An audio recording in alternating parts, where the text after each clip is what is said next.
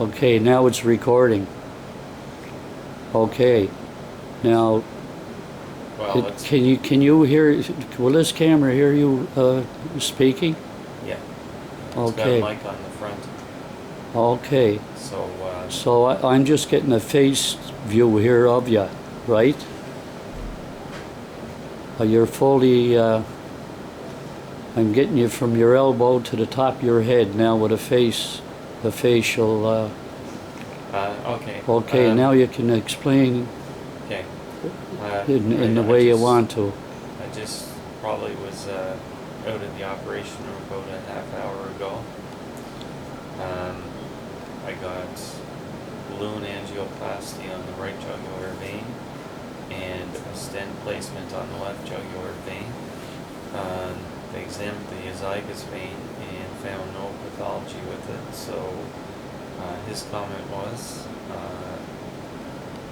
esophagus vein was okay. So when he first put the contrast dye in and he examined both veins for flow, he noticed that there was extreme reflux on the left jugular vein, almost 100%, and not quite as pronounced on the right jugular vein.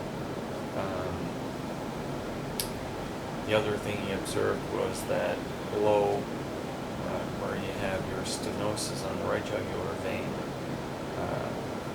the vein was abnormally large, so therefore that made the right jugular vein a candidate only for balloon angioplasty, not for stenting.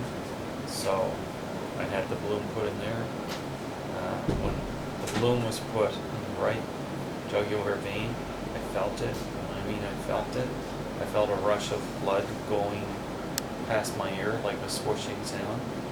And I felt a little bit, he asked me if I felt pain or pressure, and I said it was more so pressure than pain that I felt.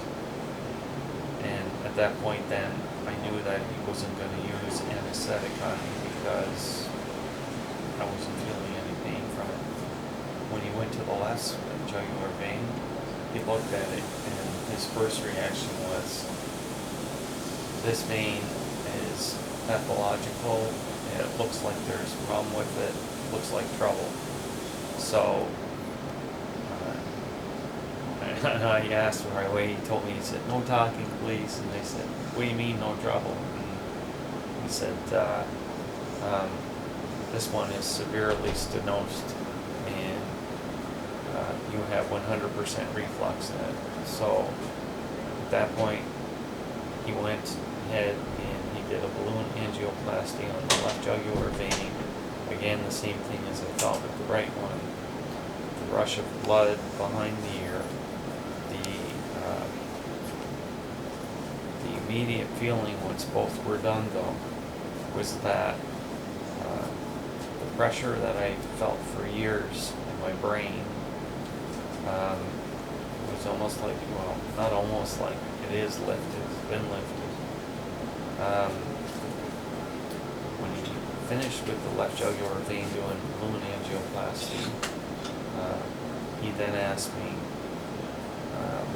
left jugular vein, would I prefer balloon angioplasty and then say come back in about 2 or 3 months time because there is a possibility that this thing could collapse. And I said no. I said I don't plan on coming back to Poland anytime soon, so if you want to stent, I'm 100% in agreement on stenting. So at that point he took the balloon out and he put a stent in. The other thing too was when he first did the left jugular vein, and I didn't write this down, he put a smaller balloon in. The first one was about 8 millimeters in diameter, and I didn't really feel that one.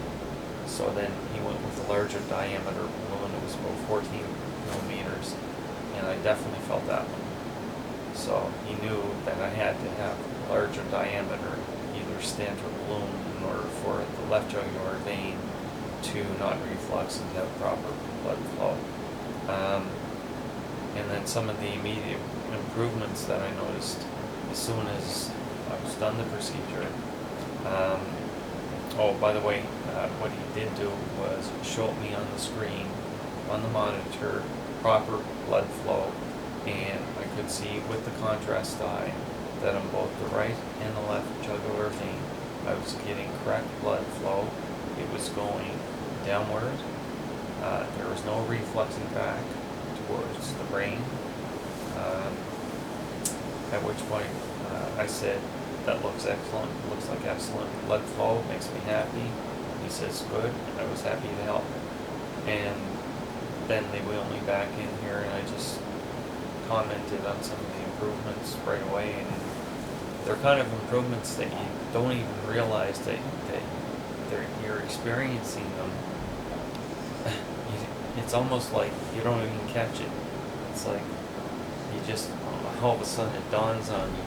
First thing was, I lifted up my right hand and I said, this hand's no longer numb.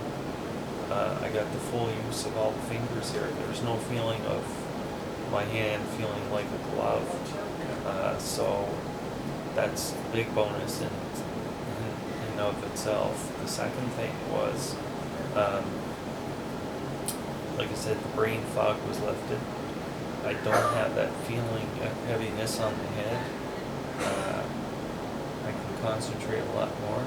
My thinking is much clearer. I'm talking to you on the camera. I'm not struggling for one word whatsoever. Communication is just as it was before, just free. It just comes naturally.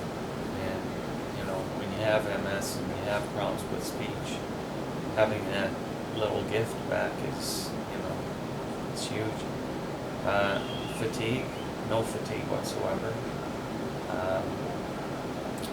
No feeling of lethargy, no heavy feeling in any of my limbs, my legs or in my arms. And I feel a little bit, especially with my grip, I feel like my grip is a little bit stronger. So they're just some of the improvements that I've noticed so far. Hopefully there's more to come as time goes on and heal a little bit. But I do it over again. Good, good. So that's it. Signing off for now. Okay, we're signing off. Just press I'll that just button. press this, close this, Yeah, you can close it. Either or just stop it right here. Yeah, you can stop it.